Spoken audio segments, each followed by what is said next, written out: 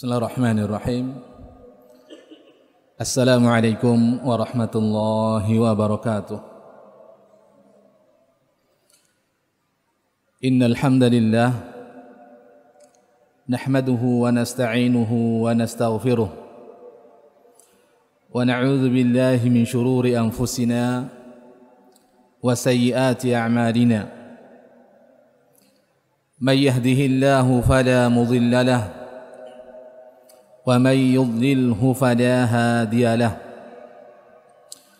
وأشهد أن لا إله إلا الله وحده لا شريك له وأشهد أن محمدا عبده ورسوله يقول ربنا تبارك وتعالى في كتابه الكريم يا أيها الذين آمنوا اتقوا الله حق تقاته ولا تموتن إلا وأنتم مسلمون. وقال أيضا يا أيها الناس اتقوا ربكم الذي خلقكم من نفس واحدة وخلق منها زوجها وبث منهما رجالا كثيرا ونساء واتقوا الله الذي تساءلون به والأرحام إن الله كان عليكم رقيبا. يا أيها الذين آمنوا اتقوا الله وقولوا قولا سديدا يصلح لكم أعمالكم ويغفر لكم ذنوبكم ومن يطع الله ورسوله فقد فاز فوزا عظيما.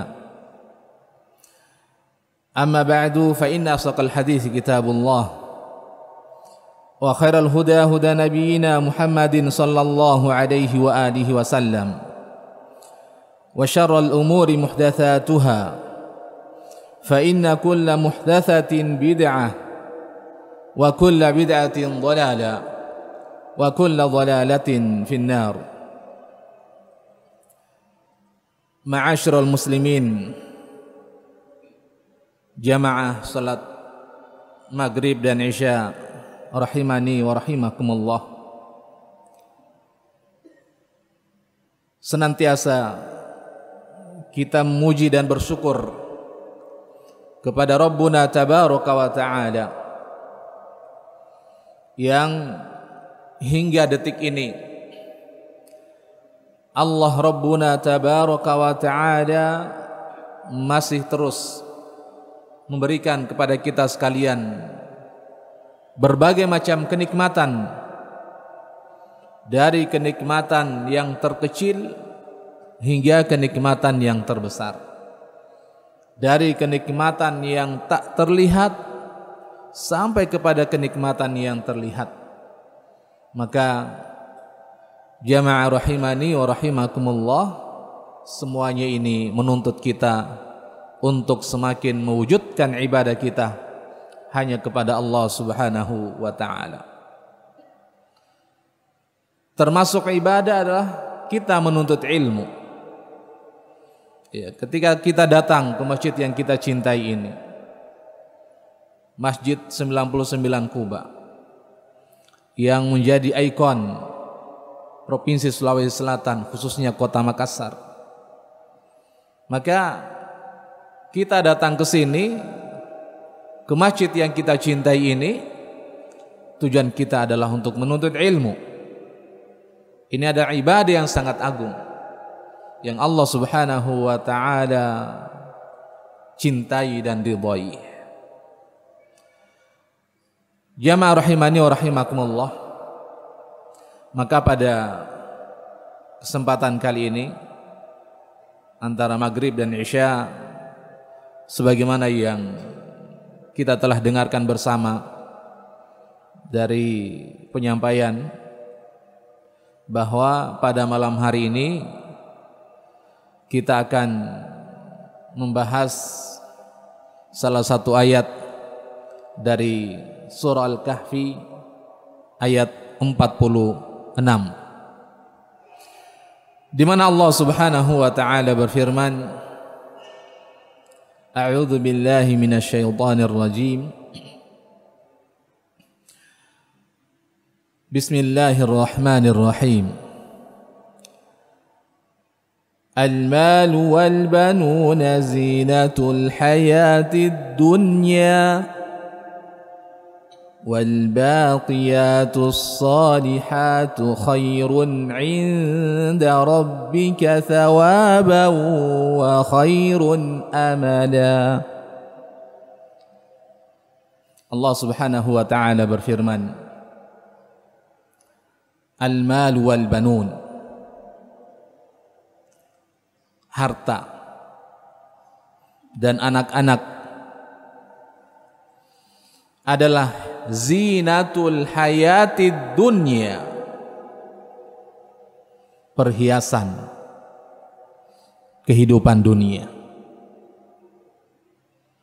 Wal baqiyatus salihatu khairun 'inda rabbika thawaban wa khairun amala. Dan amalan-amalan yang tetap, yang kekal dan salih, amalan-amalan salih,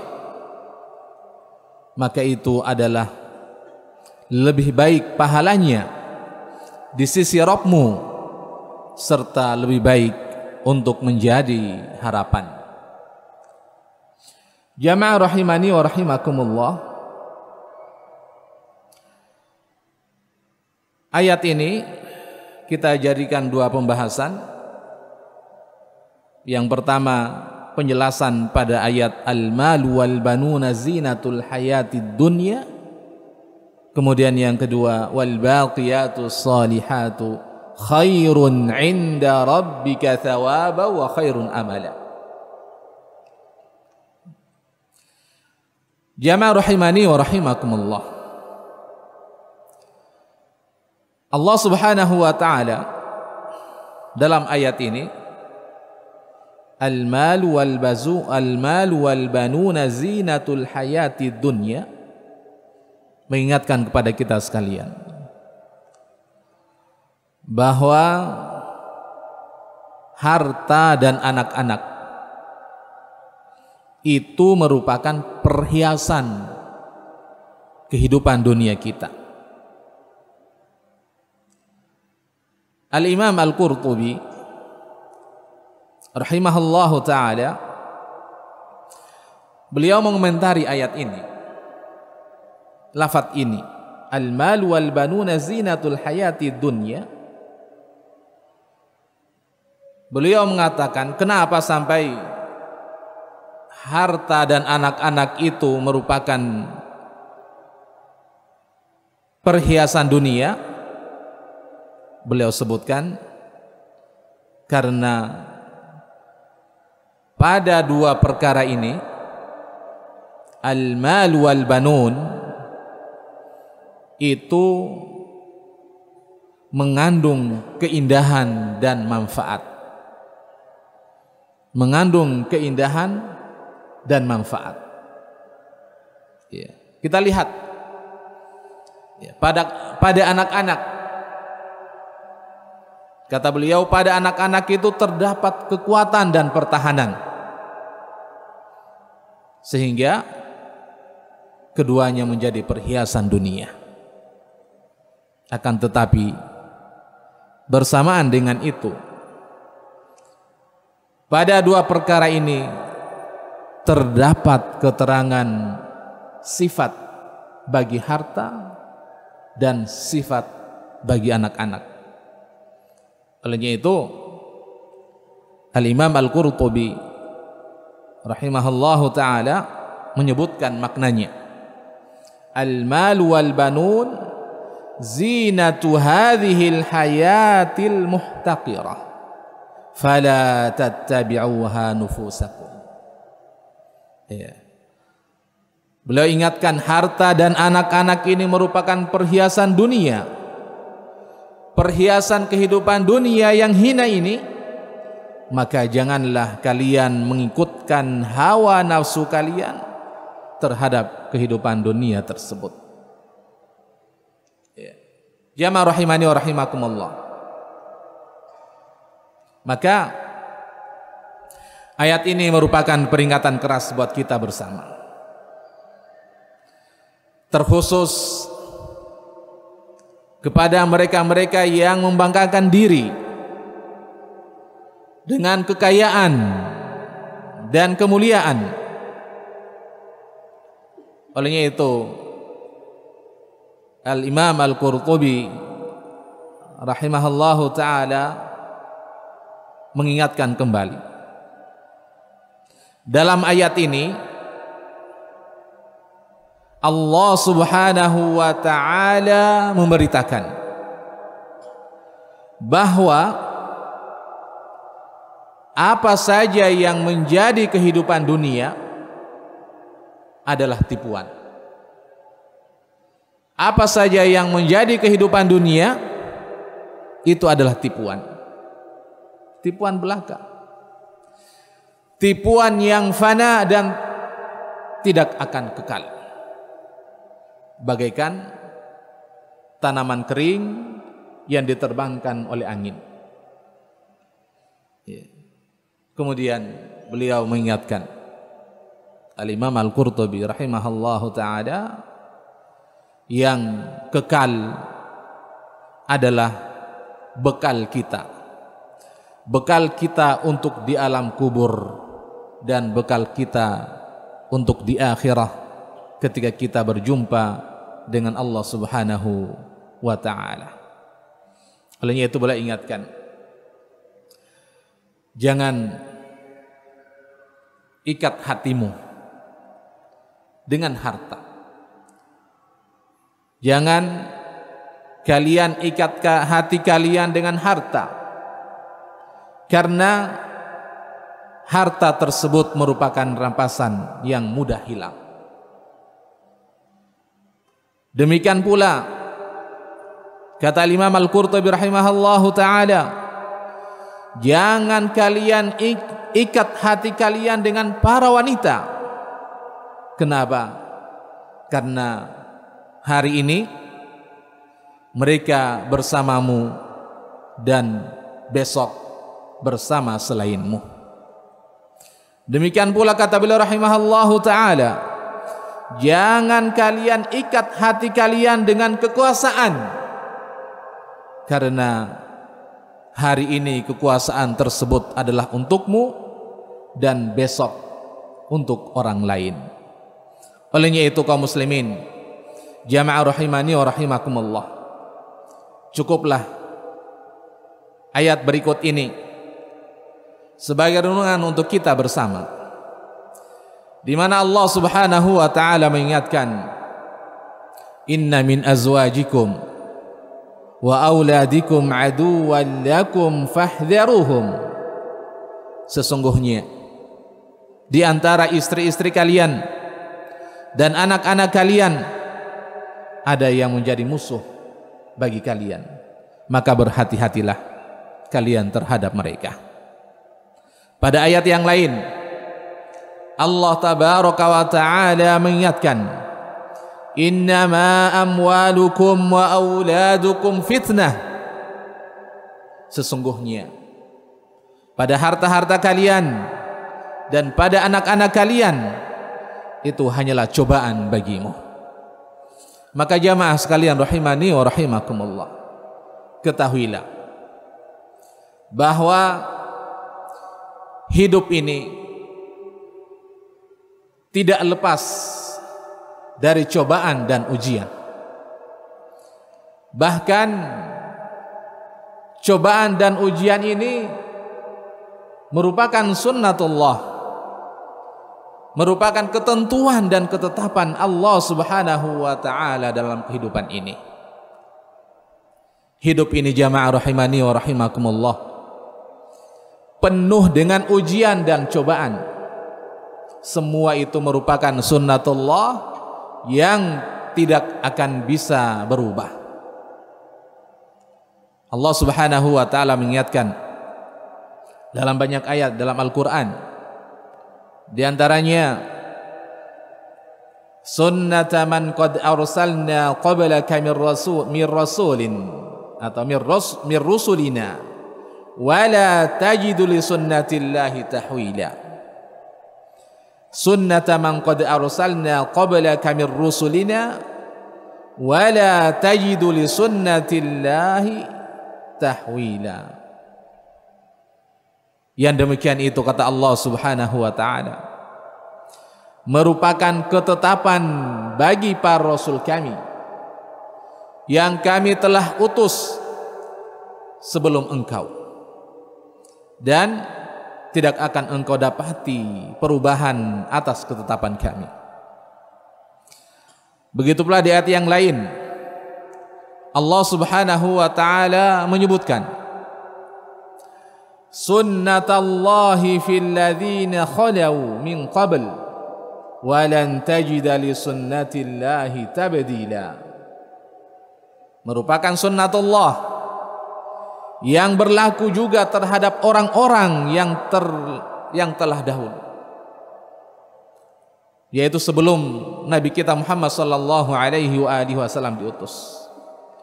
Kemudian kata Allah Subhanahu wa taala, walan tajida li sunnatillahi tabdila, dan engkau wahai Muhammad tidak akan mendapati perubahan, tidak akan mendapati perubahan pada sunnatullah tersebut. Artinya apa ini jamaah rahimani wa rahimakumullah? Manusia ini akan selalu diuji. Manusia akan selalu diuji, baik itu diuji dengan kebaikan atau diuji dengan perkara-perkara kejelekan atau kejahatan. Allah Subhanahu wa taala mengingatkan dalam ayatnya yang mulia, kullu nafsin dha'iqatul maut wa lanabluukum bisyarr wal khairi fitnah wa ilaina turja'un. Setiap yang bernyawa akan merasakan kematian, dan kami akan menguji kalian dengan bisyarri, dengan kejahatan, dengan keburukan, dengan kejelekan, wal khairi, dan kebaikan-kebaikan yang ada, sebagai fitnah, cobaan buat kalian. Wa ilaina turja'un, dan hanya kepada kamilah kalian akan dikembalikan. Jamaah rahimani wa rahimakumullah, terhadap ayat yang mulia ini Al-Imam At-Tabari rahimahullahu ta'ala menukilkan sebuah riwayat dari Abdullah bin Abbas radhiyallahu ta'ala anhum. Kita kenal Abdullah bin Abbas dari yang disebutkan oleh para ulama tentang biografi beliau. Abdullah bin Abbas, beliau adalah sepupu satu kali dengan Nabi kita sallallahu alaihi wasallam. Di usia yang masih sangat muda, masih anak-anak, Nabi sallallahu alaihi wasallam mendoakan beliau dengan doa yang subhanallah, barokah dari doa tersebut membuat Abdullah bin Abbas meraih makanan aliyan, kedudukan yang tinggi di atas permukaan bumi ini. Beliau menjadi salah seorang sahabat yang paling muda yang terkenal di bidang ilmu tafsir. Olehnya itu para ulama menjadikan beliau rujukan dalam ilmu tafsir. Termasuk Al-Imam At-Tabari rahimahullahu ta'ala, beliau membawakan perkataan Abdullah bin Abbas radhiyallahu ta'ala anhuma mengenai ayat ini. Abdullah bin Abbas mengatakan, kami akan menguji, kata Allah Subhanahu wa ta'ala, kami akan menguji kalian dengan kesulitan dan kesenangan. Asyarri wal khair, kata Ibn Abbas, kami akan menguji kalian dengan adanya kesulitan-kesulitan yang ada dan adanya kesenangan-kesenangan yang ada. Dan kami akan menguji kalian dengan kesehatan, dengan penyakit, dengan kekayaan, dengan kefakiran, dengan perkara-perkara yang halal, dengan perkara-perkara yang haram, dengan adanya ketaatan, adanya kemaksiatan, petunjuk dan kesesatan. Semua ini, kata Abdullah bin Abbas, sebagaimana dinukilkan oleh Al-Imam At-Tabari rahimahullahu taala dalam menjelaskan ayat ini, semua ini merupakan cobaan yang Allah Subhanahu wa taala berikan kepada manusia. Kita datang dari rumah menuju masjid yang kita cintai. Sebagian saudara-saudara kita dari berbagai macam daerah menuju Masjid 99 Kuba hanya untuk bersenang-senang dengannya, menikmati apa yang ada di sekitar masjid ini. Maka ketahuilah jamaah, kesenangan itu merupakan cobaan dari Allah Subhanahu wa taala. Di dalam ayat yang lain Allah Subhanahu wa taala mengingatkan di surah Al-A'raf ayat 168.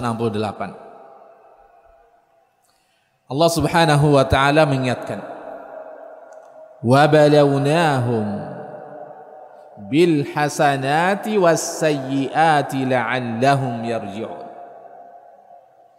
Kami uji manusia ini dengan adanya kebaikan-kebaikan, al-hasanat, was sayyiat, dengan adanya keburukan-keburukan, bencana, peperangan, kebakaran, berbagai macam musibah. Itu ujian dari Allah Subhanahu wa taala. Allah pasti akan menguji manusia dengan perkara-perkara kenikmatan dan perkara-perkara keburukan agar mereka kembali kepada kebenaran. Jamaah rahimani wa rahimakumullah. Al-Imam Ibnu Jarir At-Tabari rahimahullahu ta'ala kembali mengomentari ayat ini. Kata beliau, yang dimaksud dengan al-hasanat,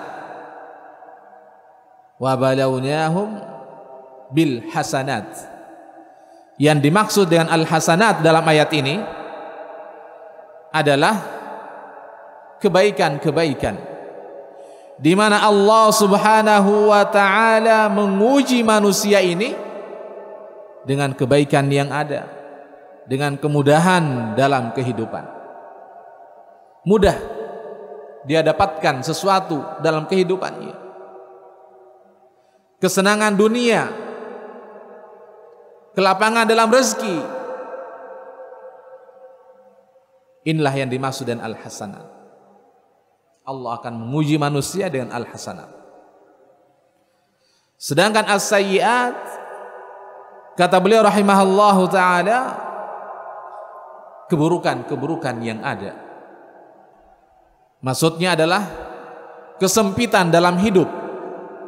Allah akan menguji manusia berupa kesempitan dalam hidup, kesulitan, rasa takut, musibah, bencana demi bencana, kurangnya harta dan seterusnya. Ini juga merupakan cobaan dari Allah Subhanahu wa taala, dan inilah yang dimaksud dengan as-sayyiat dalam ayat ini. Adapun penjelasan la'allahum yarji'un, Al-Imam At-Tabari rahimahullahu taala menyebutkan agar mereka kembali, maksudnya kembali taat kepada Allah Subhanahu wa taala bertaubat dari perbuatan dosa dan maksiat yang mereka telah lakukan. Jamaah rahimani wa rahimakumullah. Dari ayat-ayat ini kita bisa mengetahui bahwa semua cobaan dan ujian yang Allah Subhanahu wa ta'ala berikan kepada seluruh hamba-hambanya itu merupakan sunnatullah yang Allah telah tetapkan berdasarkan rahmat dan hikmah Allah Subhanahu wa ta'ala. Olehnya itu Al-Imam Ibnul Qayyim rahimahullahu ta'ala pernah berkata, andai kata kita bisa menggali hikmah Allah Subhanahu wa ta'ala yang terkandung dalam ciptaan dan urusannya, maka tidak kurang dari ribuan hikmah. Namun akal kita, kata beliau rahimahullah, sangatlah terbatas. Pengetahuan kita terlalu sedikit, dan ilmu semua makhluk akan sia-sia, tidak ada artinya jika dibandingkan dengan ilmu Allah Subhanahu wa ta'ala. Sebagaimana sinar lampu yang sia-sia di bawah sinar matahari. Nah, ini hanya gambaran saja jamaah rahimani wa rahimakumullah, yang sebenarnya tentunya lebih dari sekedar gambaran ini. Maka jamaah rahimani wa rahimakumullah, jika seseorang memiliki keimanan yang benar, maka segala urusannya merupakan kebaikan. Apabila imannya benar-benar di atas keimanan yang benar, maka segala urusannya merupakan kebaikan. Jika ia mendapat kesenangan, maka ia akan bersyukur. Dan ketika ia ditimpa oleh kesusahan, maka dia akan bersabar. Sebagaimana disebutkan dalam hadis yang sahih yang diriwayatkan oleh Imam Muslim rahimahullahu taala dari sahabat Suhaib radhiyallahu taala anhu, Rasulullah sallallahu alaihi wa alihi wasallam menyatakan, ajaban li amril mu'min, inna amrahu kullahu khair. Sungguh sangat mengherankan urusannya seorang mukmin, seluruh urusannya adalah kebaikan. Seluruh urusannya adalah baik. Nah, walaysa dzalika li ahadin illal mu'min. Dan hal yang seperti ini tidak ada yang memilikinya kecuali hanya orang mukmin saja. Bagaimana itu? Rasulullah sallallahu alaihi wasallam jelaskan, in asabathu sarra syakar. Kalau dia ditimpa oleh perkara-perkara yang menyakitkan, yang menyusahkan, maka dia bersyukur. Nah, kemudian fakana khairan lahu, maka dia akan mendapatkan kebaikan. Dia ditimpa kesusahan, dia ditimpa perkara-perkara keburukan, dia syakar, bersyukur kepada Allah Subhanahu wa ta'ala, maka itu merupakan kebaikan baginya. Wa in asabathu dharra, dan apabila dia ditimpa oleh perkara-perkara yang membahayakan dirinya, kesusahan dan seterusnya, maka sabara, dia berlaku sabar. fakana khairan lah. Subhanallah. Ini yang dikatakan Rasulullah, ajaban li amril mu'min. Di kondisi apapun dia bersyukur dan dia bersabar. Iya. Makanya Nabi SAW menyatakan segala urusannya merupakan kebaikan. Iya. Jika ia mendapat kesenangan, nah, in asobathu sarra, sarra di sini semua bentuk kebaikan, semua bentuk kesenangan. Nah, semua bentuk atau semua perkara-perkara yang membahagiakan, ini sarra namanya. In asobathu sarra syakar. Hari ini alhamdulillah sehat walafiat, dapat untung, nah, dapat kunjungan dari orang-orang yang terpenting, dapat ini dan itu yang merupakan kebahagiaan, maka sebagai seorang mukmin syakara, dia senantiasa mewujudkan kesyukuran dia kepada Allah Subhanahu wa ta'ala, dan itu merupakan kebaikan baginya. Fakana khairan lah. Sebaliknya, wa in asabathu dharra, dia ditimpa atau mendapatkan kesusahan. Hari ini sakit, tidak bisa kemana-mana, tidak dikunjungi oleh orang-orang dekatnya. Kalau dia berdagang tidak untung, bahkan rugi hari ini. Maka sabara, dia bersabar, bersyukur, bersabar. Subhanallah. Ajaban li amril mu'min. Inilah mukmin yang hakiki. Inilah mukmin yang sejati. Dia tidak pernah berkeluh kesah kepada Allah Subhanahu wa ta'ala. Yang ada pada dirinya dua sifat ini, syakara, sabara. Nah, dan ini jamaah rahimani wa rahimakumullah, dua perkara ini Allah Subhanahu wa ta'ala akan senantiasa terus menerus menguji manusia dengan dua perkara ini. Nah, Allah sebutkan dalam Al-Quran, ahasiban nas ayyutraku ayyaqulu amanna wa hum la yuftanun. Apakah manusia mengira akan dibiarkan begitu saja dengan mengatakan amanna, kami telah beriman, wa hum la yuftanun, dan mereka tidak diuji? Sungguh kami telah menguji orang-orang sebelum mereka. Wa laqad fatanna alladhina min qablihim fala ya'lamanna Allahu alladhina sadaqu wa la ya'lamanna al-kadhibin. Al-Hafidh Ibnu Katsir rahimahullahu ta'ala mengomentari ayat ini. Ayat yang kedua, hasiban nas, dalam surah Al-Ankabut, hasiban nas ayyutraku ayyaqulu amanna wa hum la yuftanun. Ini kata Imam Ibnu Katsir rahimahullahu ta'ala, dalam ayat ini terdapat istifham, pertanyaan. Hanya saja pertanyaan di sini merupakan pertanyaan ingkari. Maksudnya gimana?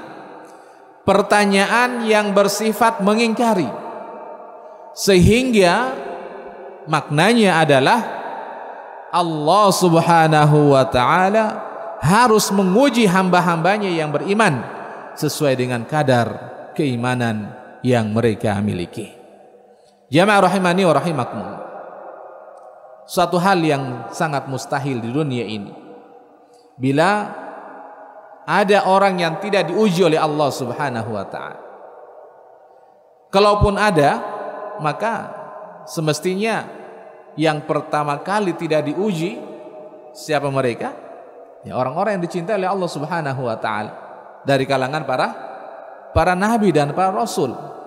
Nah, akan tetapi ternyata ya, para nabi saja, para rasul saja, nabi dan para rasul seluruhnya diuji oleh Allah Subhanahu wa ta'ala dengan ujian yang sangat berat. Padahal mereka ini orang-orang yang maksum, terpelihara dari dosa. Tapi bersamaan dengan itu jamaah rahimani wa rahimakumullah, mereka diuji oleh Allah Subhanahu wa taala dengan ujian yang sangat berat. Subhanallah. Ya. Mereka para nabi dan para rasul diuji oleh Allah Subhanahu wa taala dengan ujian yang sangat berat. Disebutkan dalam hadis yang sahih dari sahabat Sa'ad bin Abil Waqqas radhiyallahu taala anhu. Beliau pernah bertanya kepada Rasulullah sallallahu alaihi wasallam, "Ya Rasulullah, wahai Rasulullah, siapakah manusia yang paling berat ujiannya? Siapakah manusia yang paling berat ujiannya?" Maka Rasulullah sallallahu alaihi wasallam menjawab, "Al-anbiya'u tsummal amthal fal amthal." Manusia yang paling berat ujiannya adalah para nabi. Kemudian yang semisal dengan mereka, kemudian yang semisal dengan mereka. Nah, fayubtalar rajulu ala hasabi dinih. Maka seseorang itu akan diuji sesuai dengan kadar agamanya. Fa in kana dinuhu sulaban ishtadda bala'uh. Kalau misalnya agamanya baik, ya, agamanya baik, agamanya kuat, maka ishtadda bala'uh, maka ujiannya juga semakin kuat, semakin keras. Agamanya baik, semakin berat ujiannya. Wa in kana fi dinihi, dan apabila agamanya ya riqqah, agamanya ringan, agamanya tidak kuat, maka ubtuliya ala hasabi dini, dia juga akan diuji sesuai dengan kadar agamanya, kadar keimanannya. Nah, jadi dalam hadis ini jamaah rahimani wa rahimakumullah menunjukkan bahwa setiap manusia siapapun dia akan diuji oleh Allah Subhanahu wa taala sesuai dengan kadar keimanan dia kepada Allah Subhanahu wa taala. Nah, para nabi, para rasul, ya, kita lihat ya. Di zamannya Nabi Nuh alaihi salatu wassalam. Ya. Semua nabi, dari Nabi Adam, Nabi Nuh, nah, Nabi Ibrahim, Nabi Yaqub, Nabi Yusuf, Nabi Musa, semua para nabi dan para rasul mendapatkan ujian yang sangat berat. Ya, Nabi Nuh alaihi salatu wassalam, beliau merupakan rasul yang pertama. Rasul yang pertama yang Allah uji melalui istri dan anak beliau yang kafir, yang kufur, yang tidak mau mengikut kepada agama yang dibawa oleh Nabi Nuh alaihi salatu wassalam. Nah, diuji dengan ujian yang sangat berat. Yang beriman kepada Nabi Nuh hanya sedikit. Lihat, anak dan istrinya tidak mau ikut kepada Nabi Nuh. Disebutkan dalam Al-Quran, ya, di surah Hud ayat 40 hingga 49, silakan jamaah baca. Situ subhanallah, bagaimana Nabi Nuh alaihi salatu wassalam diuji dengan cobaan, dengan ujian yang sangat dahsyat. Anak dan istri. Kita saya jamaah rahimani wa rahimakumullah, ya, dalam kehidupan kita, dalam rumah kita, dalam keluarga kita, ya, ada perkara yang kecil saja antara kita dengan anak. Kita kadang sebagian orang tua tidak terima dengan hal itu. Nabi Nuh, anak dan istrinya, tidak ada mengikut kepada beliau. Tapi bersamaan dengan itu, sebagai orang tua tetap perhatian kepada keluarganya. Musibah Allah turun banjir bandang yang sangat luar biasa, yang tinggi ombaknya seperti tingginya kelapa, tinggi setinggi gunung.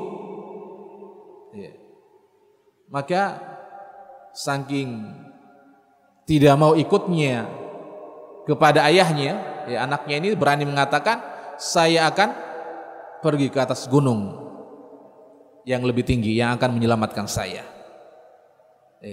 Ternyata ombak yang setinggi gunung pun ditenggelamkan oleh Allah Subhanahu wa taala. Yang selamat hanya Nabi Nuh dan beberapa orang yang beriman kepada Nabi Nuh alaihi salatu wassalam. Mereka lah yang selamat. Bersamaan dengan itu Nabi Nuh tetap mendoakan anaknya, keluarganya, tetapi ditegur oleh Allah Subhanahu wa taala dalam ayatnya yang mulia. Nah, ini cobaan, ujian yang sangat luar biasa kepada Nabi Nuh. Begitu pula Nabi Ibrahim alaihi salatu wassalam. Dalam hidupnya Allah uji dengan ujian yang sangat dahsyat. Nah, diuji dengan bapaknya, si pembuat patung dan penyembah berhala. Nah, kemudian diuji dengan beliau juga pernah dilemparkan, dibakar oleh masyarakat. Subhanallah. Ujian-ujian yang sangat luar biasa. Ketika beliau juga menunggu lama akan kelahiran anaknya yang tercinta yaitu Ismail alaihi salatu wassalam. Beliau juga Nabi Ibrahim mendapatkan ujian di situ. Ujiannya agar anaknya disembelih atas perintah Allah Subhanahu wa taala, tapi kemudian Allah ganti dengan domba yang sangat besar. Nah, dan ujian-ujian yang lainnya yang menimpa Nabi Ibrahim alaihi salatu wassalam. Begitu pula Nabi Musa, ya. Nabi Musa alaihi salatu wassalam diuji melalui Bani Israel, diuji melalui Fir'aun la'natullah. Subhanallah, ujian-ujian yang sangat luar biasa. Begitu pula terhadap Nabi Ayyub alaihi salatu wassalam, yang Allah uji dengan apa? Penyakit yang sangat luar biasa, ya. Penyakit yang sangat parah dan berat. Allah uji dia penyakit selama 18 tahun. Bayangkan jemaah, Allah uji Nabi Ayyub dengan sebuah penyakit yang sangat berat, yang sangat parah selama 18 tahun. Bayangkan, kita 1 pekan saja di rumah sakit sudah berkeluh kesah. Jangan 1 pekan, 1 hari saja. Nah, Nabi Ayyub 18 tahun jemaah, rahimani wa rahimakumullah. Ya, tapi karena kesabaran beliau terhadap ujian dan cobaan yang Allah berikan, sehingga dia pun sukses. Ya, dia sembuh dari penyakitnya seakan-akan tidak pernah dikena penyakit sebelumnya. Diuji dengan meninggalnya anaknya, dengan kesabarannya dia berdoa kepada Allah Subhanahu wa taala, digantikan dengan anak-anak yang lebih baik, yang lebih soleh, yang lebih banyak, karena kesabaran yang beliau miliki. Maka jamaah rahimani wa rahimakumullah, al-mal wal banun, ini semuanya ujian. Maka kita diuji dengan perkara ini, yang dibutuhkan adalah kesabaran dan kesyukuran kita kepada Allah Subhanahu wa taala. Kemudian al-baqiyatus salihat, inilah yang diharapkan, ya, yaitu bekal amalan saleh, amalan yang dicintai oleh Allah Subhanahu wa taala untuk keselamatan kita di sisi Allah Subhanahu wa taala. Lainnya itu Allah Subhanahu wa taala mengingatkan dalam ayat terakhir di surah Al-Kahfi, ya. Siapa saja menginginkan perjumpaan dengan Allah Subhanahu wa taala, maka hendaknya dia falyamal amalan saliha wa la yusyrik biibadati rabbih ahada. Allah tutup surah Al-Kahfi dengan ayat yang sangat mulia, dengan amalan salih yang tiada tandingannya, yaitu siapa saja menginginkan perjumpaan dengan Allah Subhanahu wa taala, maka hendaknya dia beramal dengan amalan salih, amalan yang diperintahkan oleh Allah Subhanahu wa taala dan mencocoki sunnah Rasulullah sallallahu alaihi wasallam, dan jangan sekali-kali melakukan kesyirikan kepada Allah Subhanahu wa taala. Inilah amalan yang akan tetap di sisi Allah Subhanahu wa taala. Jamaah rahimani wa rahimakumullah, semoga apa yang kita dengarkan bersama dari ayat ini kita bisa mengambil hikmah ya, kita bisa mengamalkan darinya agar kita bisa menjadi hamba-hamba yang senantiasa bersyukur, bersabar kepada Allah Subhanahu wa taala sehingga kita pun bisa meraih ya keutamaan yang Allah berikan. Saya kira ini semoga ada manfaatnya. Wallahu taala a'lam. Subhanakallahumma bihamdik asyhadu an la ilaha illa anta astaghfiruka wa atubu ilaik. Walhamdulillahirabbil alamin. Wassalamualaikum warahmatullahi wabarakatuh.